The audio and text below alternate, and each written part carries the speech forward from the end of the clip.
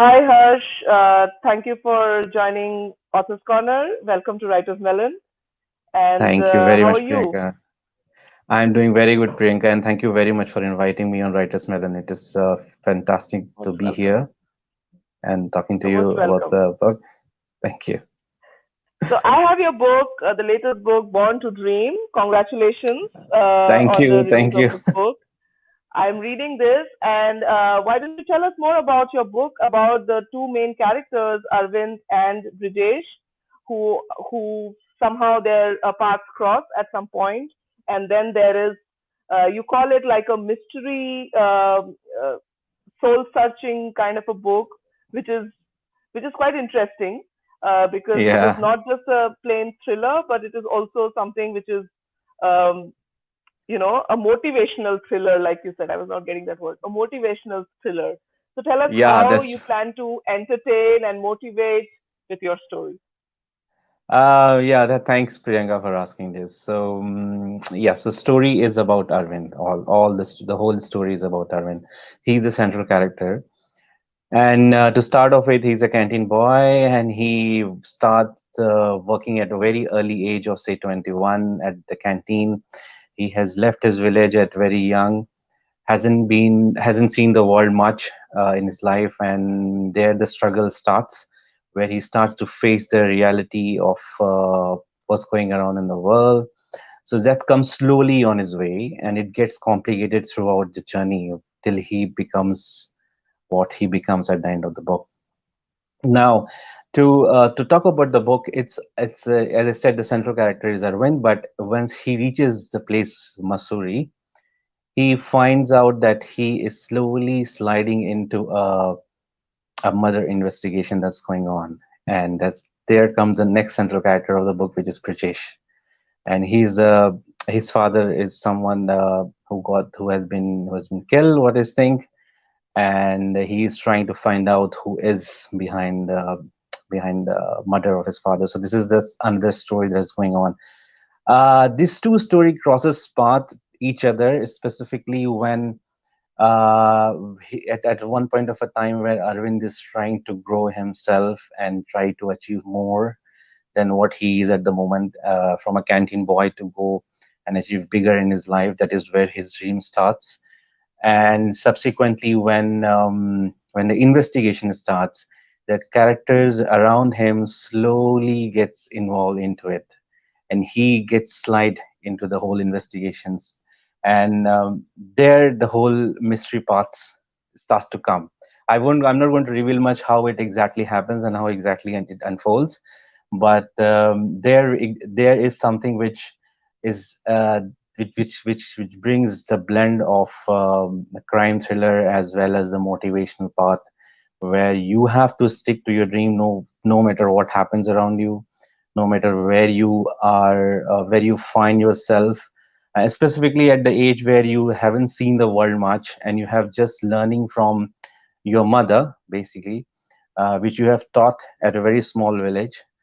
You bring that along with you and try to figure out that how you're going to fit, or how you're going to come out of all this, what's happening around you, using that simple learning. This is where the soul of the character is. He's a simple boy.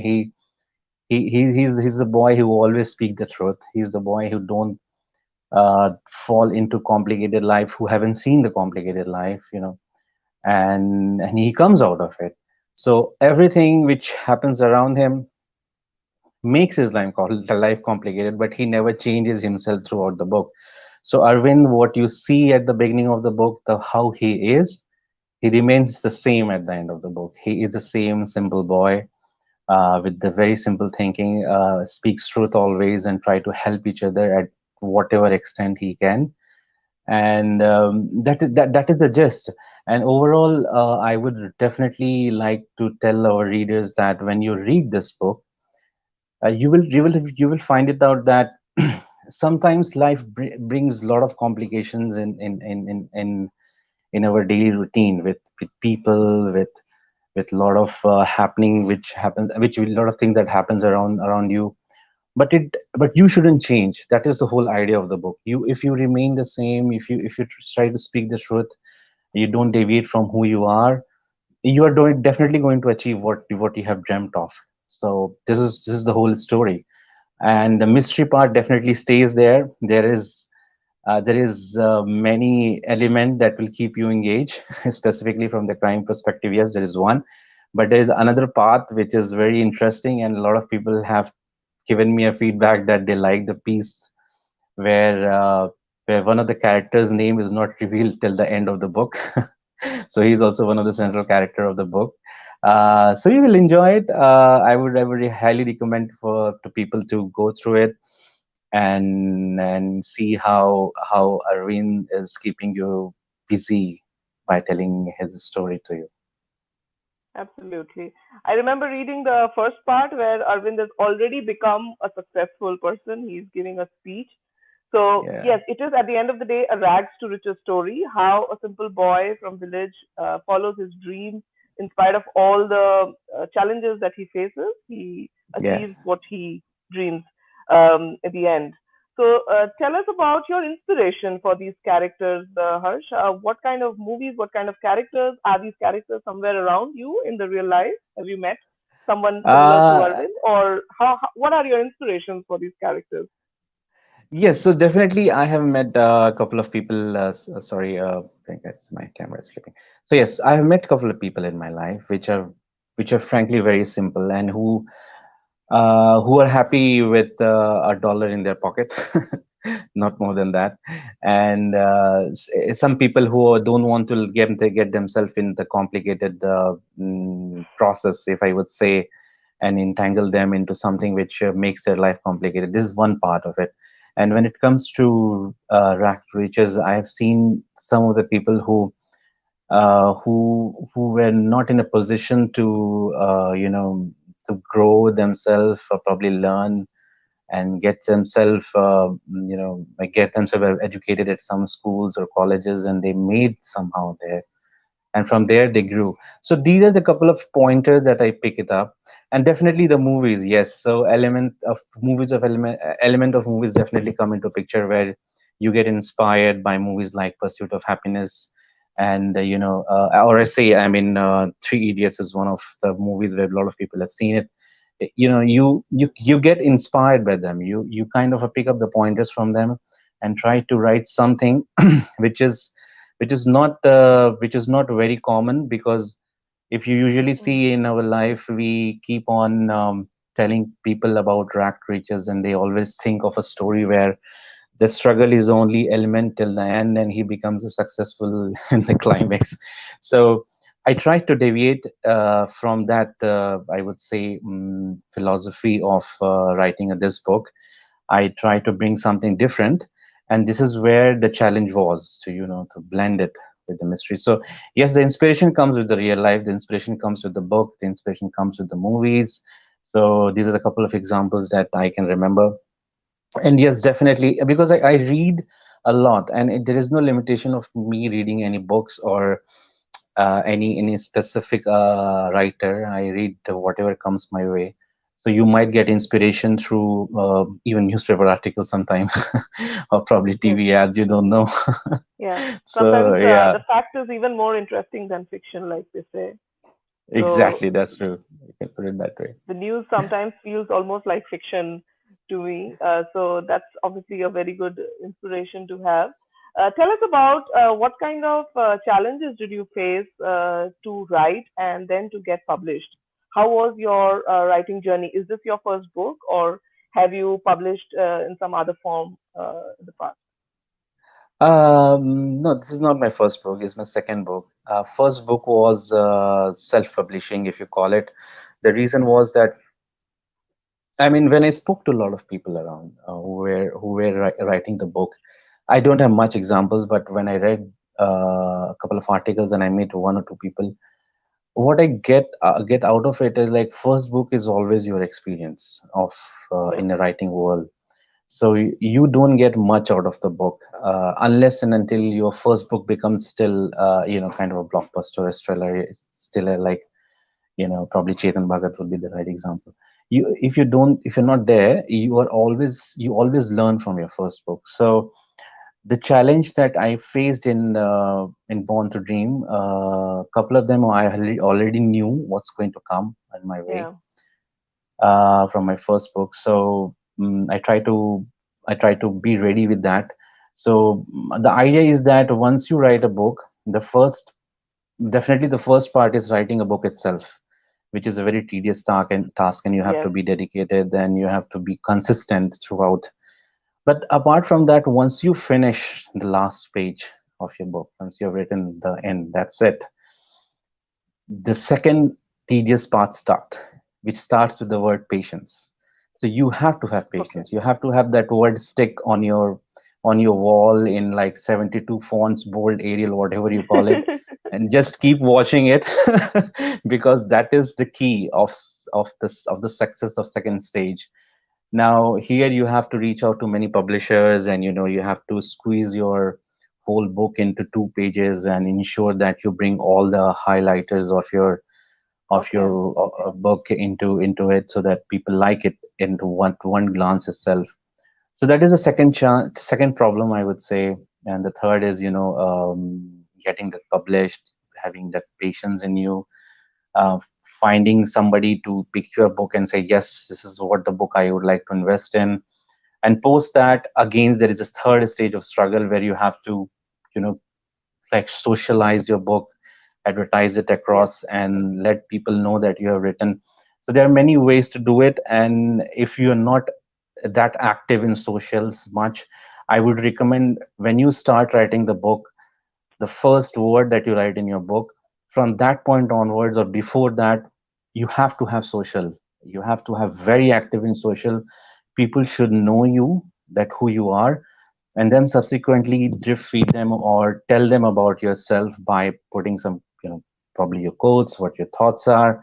And so that once your book is ready, they know that who you are, and they're happy to read you and pick up your book. So I would say these are the things that we should keep in our mind, based on my experience, what I've learned.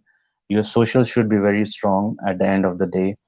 When you say something, people uh, should listen to you. Then unless until they don't know you, they're not going to buy your book for sure, because they want to know who you are. So there are many phases in book publishing, frankly, and I have learned a lot from the Which is your first most book. favorite? Which is your most favorite phase? I'm sure it's writing. Definitely, yes, definitely, because writing is I the get this point answer where like unanimously, eyes closed, the same answer from every author. yeah, so writing is the fantastic part of your book publishing, where Fun you part. yeah, where your imagination has no boundaries. Like, Yeah. you keep on imagining, nobody is stopping you, nothing. You feel your character when you're writing the book, when you face a writer's block. You want to find out a way how to come out of it. Like, keep on writing. One of the way that I always recommend is, like, keep on writing whatever you think, or you go into that character itself. You say that, if you should put yourself into that character and try to figure it out of what you're going to do in that situation. So yeah, I So mean, what is that your is a writing process like? Do you write every day or do you write like I think yesterday or day before yesterday I was talking to an author and she was like, I write in frenzy. So when I have a deadline, I just write like mad. So what is your writing process like? Do you like have a habit? Because some people do this morning pages. They just get up and before thinking anything, they just write. So everybody have their own tips and tricks to write. What is uh, your? I would like to know. What is your writing my habit? my writing habit is, I write in the night first. After it's very quiet and dark, I write that time. Okay. And the second thing is, I write practically every day. Some I never left a day. I never had a day where I haven't written anything. But my target is, every day I should write bare minimum 1 page. That is what my target Okay. is. Okay. Sometimes it ends up having 5 6 pages. Sometimes just I do 1 page and I stop. So yeah, so that's So how do my you manage this mantra. with a full-time job? Do you obviously do you always like look for inspiration to write, or you have enough? Because I read that you work in the anti-crime financial fraud space. So do you get enough interesting inputs in your workspace to write? Yeah, sometimes if you're writing crime thriller, sometimes you might get it. For example, for my first book, I got some inspiration from there. But if you talk about the time, how I take out time for myself, it's always in the night. As I said, it's like 9:30 or 10. I sat down. I usually sit down at the table and start jotting down where the whole house is quiet, my kids are sleeping, and nobody is there to disturb me. That's the aim, and I end up writing till 12 or 1, and every day. So yeah, that's the best time, I would say, That's in my the on the whole best. day. Yeah, so that Yeah, I I was really I was reading a book by Elizabeth Gilbert, and she talks about all the writers who write with their full-time jobs, and it is like it is so difficult. But then that's the only thing, because otherwise, if you don't do like that, then all your expectation will be so much on your writing.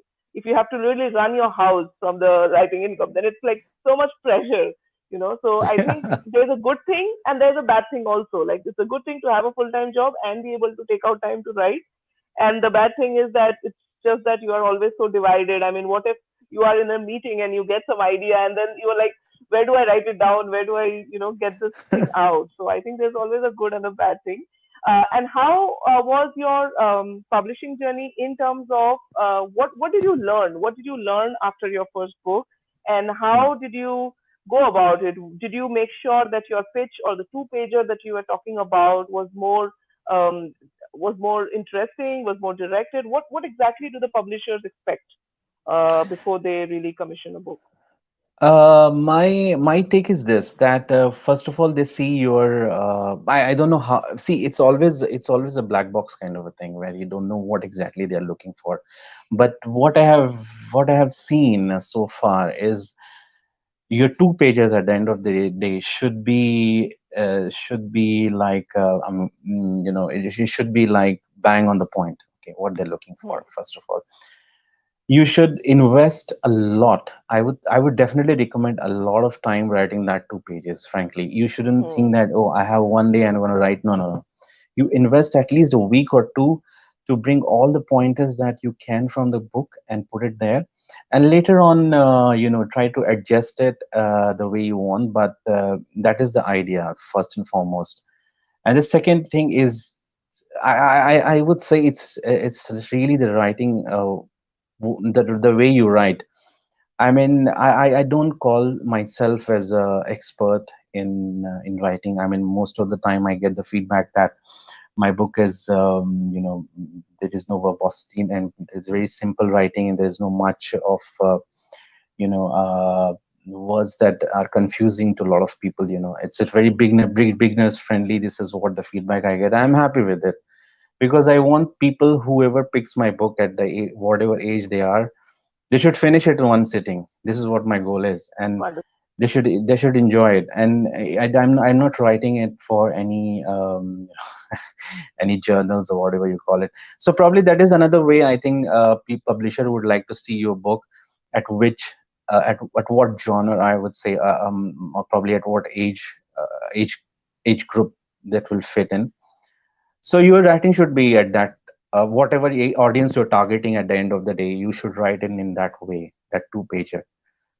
So yeah, I mean, that should be your focus. Like, bring all the key points from your book. First of all, write it down. You don't need quotes. You do two pages. Don't need quotes because there's not the publisher is looking for. They're looking for the content in it. I would think that way, and they would like to see how engaging your story is. Hmm. And so these are the couple of things, and two pages, which should not exceed really more than two, because if they shouldn't Yeah. be boring. You should maximum two pages, which I think Correct. of 1.5 to, and it's very difficult. Like, I have seen it. After my first book, I struggled a lot to write that 1.5 and 2 pages. Write that It's two very pages. difficult part. That's true.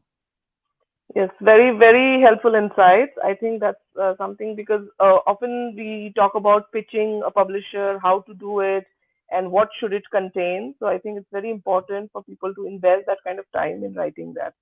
And you Yeah, talk that's about true. social media. So I think I would like to end our conversation with your last few words about social media. How do you manage it? What do you think about it?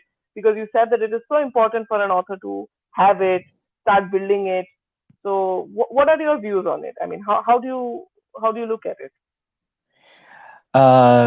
Yeah, so social media, as I said, it's a very key element of for any writer, because that is the only platform where you write few words and thousand people see it at one go. So you have to take out your time dedicatedly to keep your post handy. Probably you might have to draft couple of posts at the start of the week, schedule some time to post it over the week of span of 1 or 2 days Hmm. every day, and keep it. I try to pick some special quotes, or try to pick what I think, that we keep it fresh, keep it unique, and keep it in a way that people should understand it in a very simple language, and it should connect directly from in their daily life. So this is all about quotes. uh, Hmm. from your book perspective, you should keep, you once said, like I'm doing right now with the help of Shrishti, that uh, put up the contents of our book every day, like the quotes, the posters, and all. Tag the relevant people, engage yourself. Yeah, so one of the part that I'm learning right now is to engage in the conversation. So what's Hmm. happening in social media? It's not like you only post it and let people like it. Probably when you see a post, you try to put your Engagement. comments in, yeah, engage with them, and have your followers grown organically instead of getting them from somewhere else. So that's a very key message, because organic followers stays. They are stay. They're there with you, and they like your content. And so this is good. I mean, this is where I'm also learning. Frankly, I'm also finding Hmm. a lot of ways, because there are a lot of platforms that are coming in. I want to go on Coup very soon and try to see explore that the Indian platform for Hmm.